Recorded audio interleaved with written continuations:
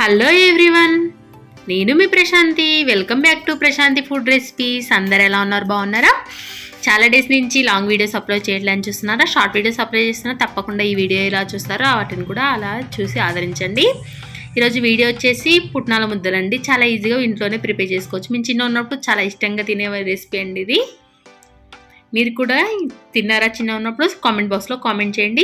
Late ఎందుకు వీడియోలోకి వచ్చేద్దాం. 1 కప్పు బెల్లం తీసుకొని దాంట్లో కొన్ని వాటర్ తీసుకోండి. వాటర్ అనేది పూర్తిగా బెల్లాన్ని కరిగించే విధంగా ఉండాలి. కొన్ని వాటర్ తీసుకుంటే చాలా ఎక్కువ ఏం పట్టదండి బెల్లానికి. అంతండి వీడియోలో చూపిస్తున్న బెల్లం మొత్తాన్ని కరిగించుకోండి. స్టార్టింగ్లో హై ఫ్లేమ్లో పెట్టుకొని కరిగించుకోండి. బెల్లం అనేది పూర్తిగా కరిగినాక దీంట్లో నలకలు ఏమన్నా ఉంటే వడగట్టుకొని మళ్ళీ ఇదే ప్యాన్లో పెట్టుకోండి. మందంగా ఉండాలి ప్యాన్, ఇది గుర్తుపెట్టుకోండి తప్పకుండా. దీంట్లో నేను కొంచెం ఫుడ్ కలర్ యాడ్ చేస్తున్నాను. ఇది ఆప్షనల్ మాత్రమే, ఎల్లో ఫుడ్ కలరు. నచ్చని వాళ్ళు స్కిప్ చేసుకోవచ్చు. కొంచెం కలర్ఫుల్గా అనిపిస్తే పిల్లలు ఇష్టంగా తింటారని కొంచెం యాడ్ చేశాను నేను.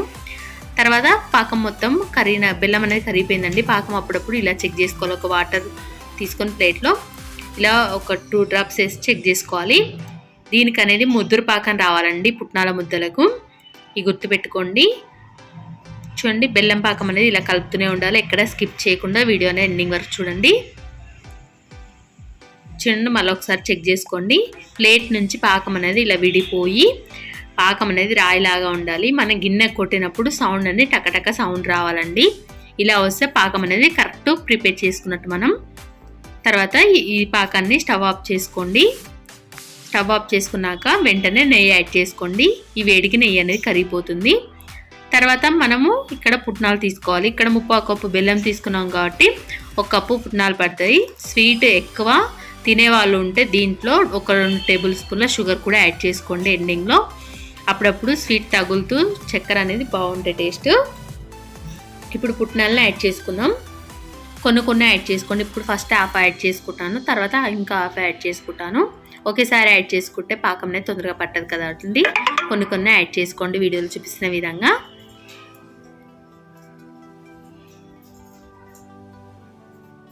ఇలా వీడియోలో చూపిస్తున్న విధంగా నెమ్మదిగా కలుపుకోండి.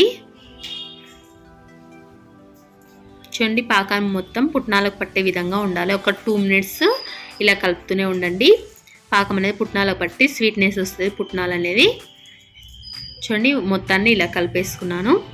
తర్వాత వీటిని ఒక 5 మినిట్స్ ఇలా తిప్పుతూ ఉండండి. పాకం అనేది పూర్తిగా దీనికి పట్టేస్తుంది. ఒకవేళ మీకు పాకం అనేది కొంచెం గట్టి పడితే ఈ టైంలో కొన్ని వాటర్ యాడ్ చేసుకుంటూ మళ్ళీ స్టవ్ మీద పెట్టుకోండి.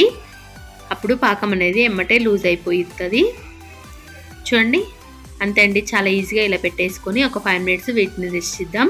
ఉండొస్తుందో రావట్లేదో ఒకసారి చెక్ చేసుకోండి. ఇప్పుడే రాకపోయినట్లయితే పాకాన్ని కొంచెం ప్రిపేర్ చేసుకోవచ్చు మళ్ళీ. చూడండి, నాకైతే ఉండొస్తుందో రాలేదు. ఇప్పుడు చెక్ చేసి చూపిస్తాను మీకు.